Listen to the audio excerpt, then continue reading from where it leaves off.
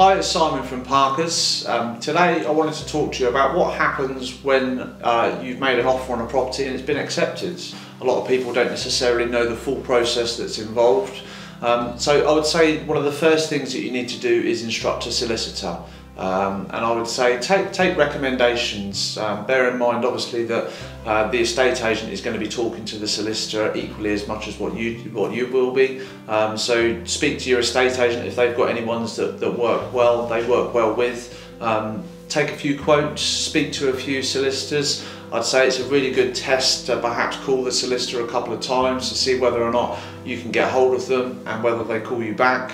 But as I said, speak to your estate agent and take some recommendations. It's good to have a good local solicitor, I would say, that knows the area.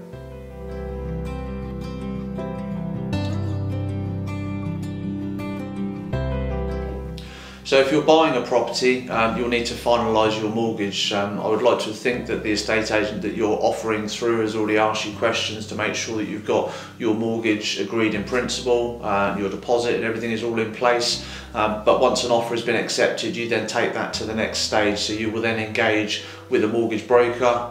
If you've only spoken to one bank, I'd suggest that you speak to an independent financial advisor. At Parker's, we work with Beechwood Mortgages. It's free of charge for you to have a consultation with them, but it's always worth just speaking to all the different banks and building societies to make sure that you're getting the best deal, and then obviously submit your mortgage application.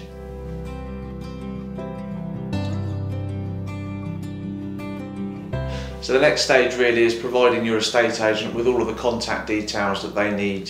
If you're buying a property, get the name of the person that's going to be dealing with your onward purchase, and likewise with the sale and purchase of your property, or just the sale, the solicitor's contact details that you're going to be dealing with, your mortgage broker's contact details. The more information that you can provide your estate agent, because a good estate agent will be handling the sale and potential purchase of your property, but they need to make sure that they're speaking to everyone in the chain on a continuous basis. So the more contact details they've got to ensure that they're dealing with the right people, it just makes the whole transaction a lot easier for everyone basically.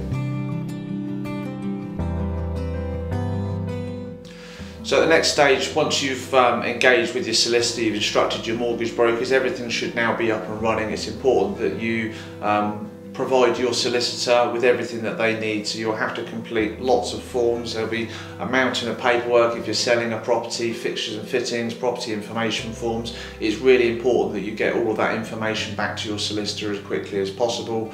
Likewise, if you're buying, a solicitor will need search fees from you, identification. So it's really important that we get all of the information to your solicitor as quickly as possible, because it forms part of the contract.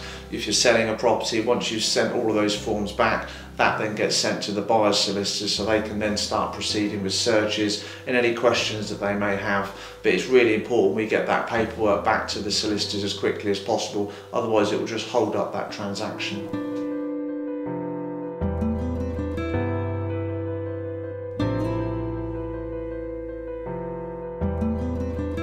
So your estate agent should be checking it's all well and good that you're making great progress and getting all of the paperwork back to your solicitor, but your estate agent should be making sure that everyone else in the chain is doing likewise. There's nothing more frustrating when you've got 6 weeks down the line, you've had your survey done, you've got your mortgage offer, your searches have come back, and it turns out the person at the bottom of the chain hasn't even instructed your solicitor. So again, it comes back to the start when I said to make sure that your estate agent has got all of the contact details of who you're buying through or who you're selling through. A good sales progressor will be keeping in contact with the whole of the chain to make sure that everyone is completely up to date with doing what they need to be doing. And likewise, obviously, when you're at this point, you've instructed your solicitor, you've engaged with your mortgage broker, you then get to the point whereby hopefully you'll be booking in your survey.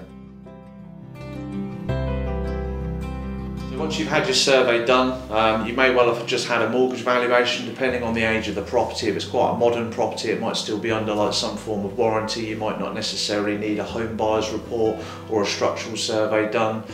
If you're buying a property, I would say that's 40 years or older, more often than not it's worth probably getting a home buyer's report done on that property. If you need a recommendation, again, speak to your estate agent. They should know a local surveyor that will be able to go and have a look at the property. Just bear in mind, surveyors are paid to almost find fault in a property. They're checking that whole thing over, so even the littlest things that they think might be an area of concern, they are going to let you know. And they can be, when you're reading the reports back from the surveyor, sometimes they can be a little bit frightening, but please don't panic. A lot of the things that have been highlighted in red, they're just, a lot of the time they're essentially just telling you to look into these things further. Gas, electrics, they'll always be flagged as threes. You've got to look into these things and get reports done, etc. Speak to your estate agent. It's quite common that a seller will provide you with a recent gas boiler report anyway, and likewise the electrics. If it's quite a modern property, they may well have been updated, but they'll always be highlighted as red flags for you to investigate further. But whatever comes up in the survey report, don't panic. Speak to your estate agent. It's quite common that things will need to get looked into a little bit further and get reports back, and at least then you've got the full extent of, okay, well, if there are any things and remedial works that need to be done to the property, you can speak to your estate agent to work out a way of resolving those issues. So hopefully now you're at the point whereby your searches have come back with your solicitor, you've got your mortgage offer if you need a mortgage obviously, and likewise you've had your survey report. If there were any things that were flagged up, you've resolved all of those things. So you should be at the point now whereby your solicitor is preparing your report.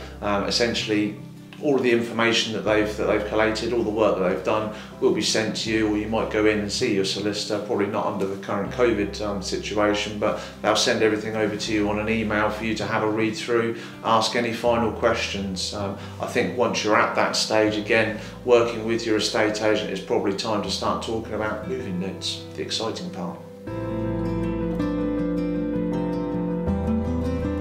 So the last part is just arranging a move-in date. So again, speak to your estate agent. They'll need to liaise with everyone within the chain, and everyone agrees on a date that they want to move on. Once you've done that, we can then instruct the solicitors to exchange contracts. Once you've exchanged, everyone is then legally committed to move on the agreed move-in date. So you have exchange and you have completion. Exchange, as I said, is when you're legally committed to move. Completion is the day that you actually move. And that's it, that's the whole process really.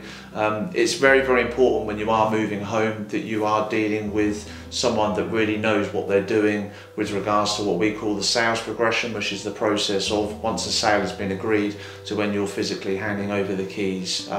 It's very important that you've got someone who is experienced in what they're doing so they can reassure buyers and sellers, because it can be a very, very stressful time for everyone. So it's really important that you've got someone who's going to be fighting for your corner, which we do at Parkers. Thanks for watching.